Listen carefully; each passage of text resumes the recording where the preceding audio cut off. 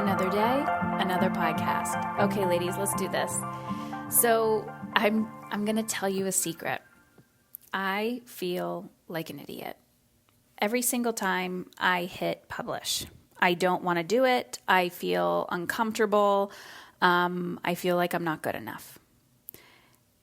You may think I'm crazy. Some of you may be able to see through it. Some of you may look up to me and think, how does she do it? She has the confidence.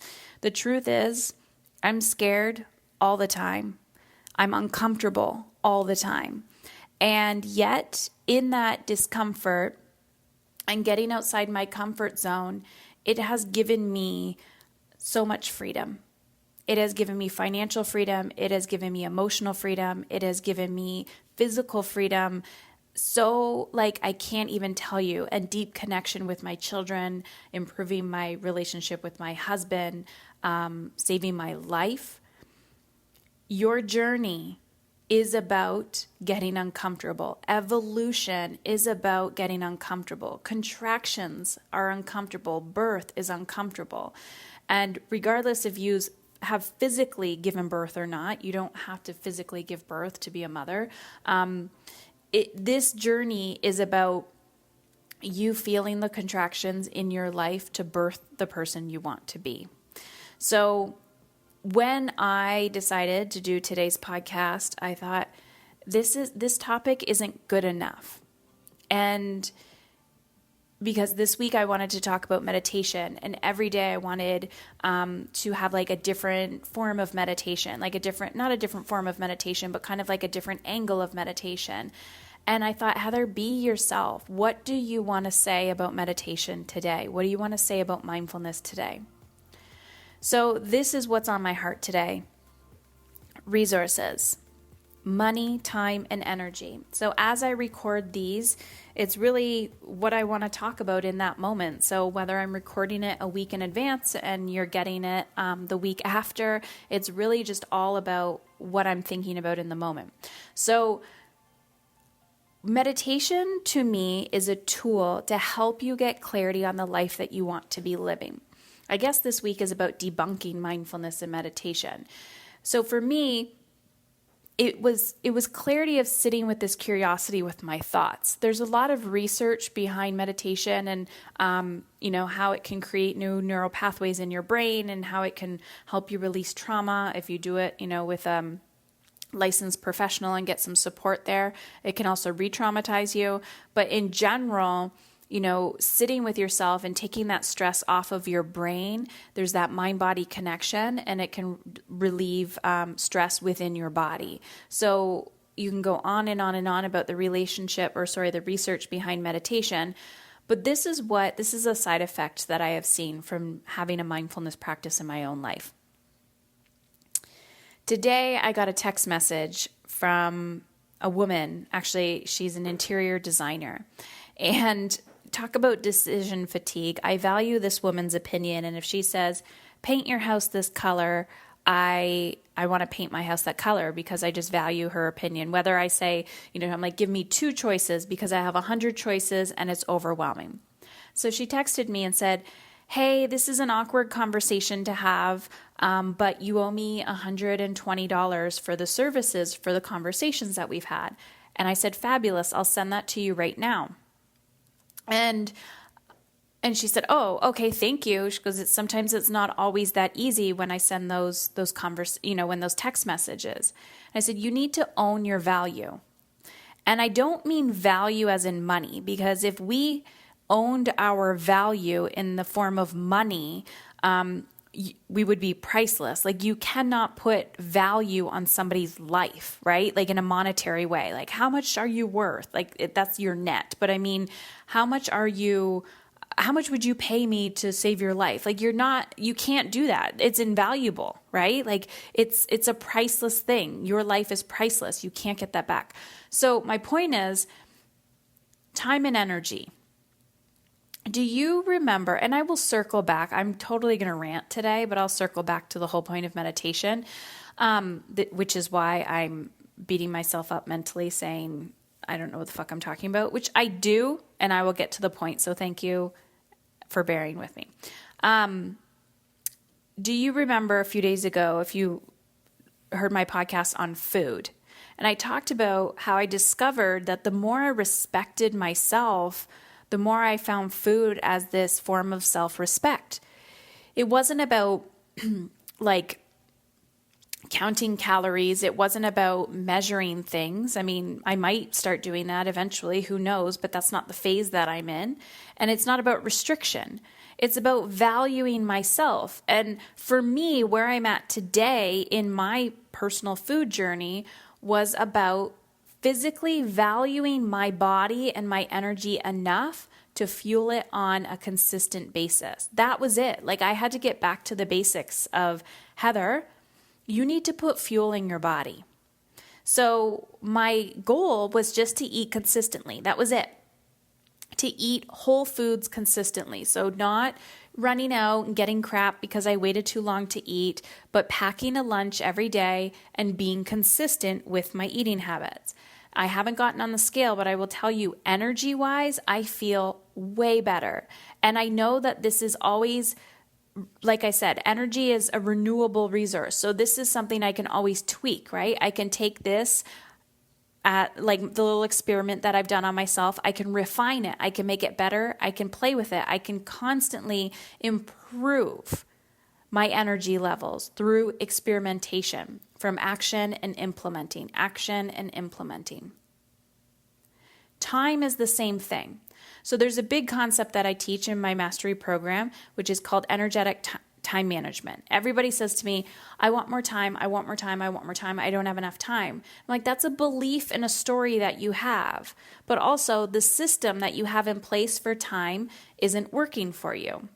We all have 24 hours in a day. So how is it possible that one busy, ambitious person has 24 hours in a day and they feel like they have all the time in the world and they might make $1 million, and then you have the exact same person who's making $100,000 saying, I don't have all the time in the world, not enough, not enough, not enough. So I started looking at this and realizing that it's just mindset and belief. It's not that one person is better than the other. It's just that one person has evolved over the other. So talking about energy, talking about time, and now I want to talk about money. So circling back to the text message, she sent me this. She said, $120. I said, awesome, I'll send it to you right now. I said, you need to value your time. When you tell me it's $50 an hour, it's $100 an hour, it's $1 million an hour, whatever it is, value that. Don't discount it. Value it. Own it. And understanding that everybody will value themselves differently. What I used to do when I started my business, I think I started teaching mindfulness and meditation to children, and I charged $10 a person.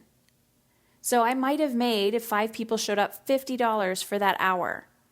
Okay, great. If I did that for 8 hours straight, like, 1, that's a lot of energy, but 2, that's not going to be sustainable after a while. So where I'm at now, if somebody said, Heather, would you come and, take an hour of your time to teach this course to children, most likely I wouldn't do it for $10 an hour because I value my time differently. But if somebody said to me, will you come and teach this course, I would probably more likely gift my time because that would give me more value. Does that make sense? I wouldn't be in it for the money as much because I would be able to gift more of my time because that's what I would value, is giving back. So it doesn't matter what other people value with money. It's about how you want to feel valued and appreciated. So if this woman said to me, it's $50 an hour, I'm going to come into your house, I'm going to make decisions for you, and yada, yada, yada, and then by the time we leave, it's going to be $200. Then I could say, great, awesome, that works for me. If she came in and said, I'm $200 an hour, and I'm going to be here for an hour, and I'm going to give you XYZ specifics, if I value this woman's opinion, if I trust her, if she's going to solve the problem that has cost me sleepless nights, I'm like, $200, that's no big deal because I value that. So how has meditation taught me value. I have discovered that when I'm sitting in my mindfulness practice and I'm struggling with something, and it could be anything in my life, because I always tell you, where you feel out of alignment, when something's not working, you have to question it. It's an opportunity for growth. So in my meditation practice, I can sit there and I can pick one opportunity from that day. Okay, what triggered me today? What was a shit show today? What happened? And I can sit in my practice and I can ask for clarity. I can just sit and observe. I have to give it time. I have to give it space. I can inhale and exhale and just think about it. I can ask for guidance. I can meditate on it. But if I don't sit with it, if I don't ask for inquiry, if I don't seek clarity around something, I'm going to be stuck.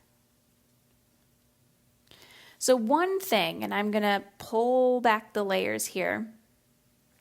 One thing that I've personally struggled with, and one thing that I know almost every single woman that I've come into contact with who struggles, who's a business owner, and this is a huge leak that I see for women, is asking for more money for their product or service. And when that same woman comes to me and says, Heather, I'm struggling in my parenting. Sometimes when we're pulling back the layers, what I see is that she is not valuing and respecting her time and her energy. And it's directly associated with money, because money is the physical form of energetic exchange. We can give it away.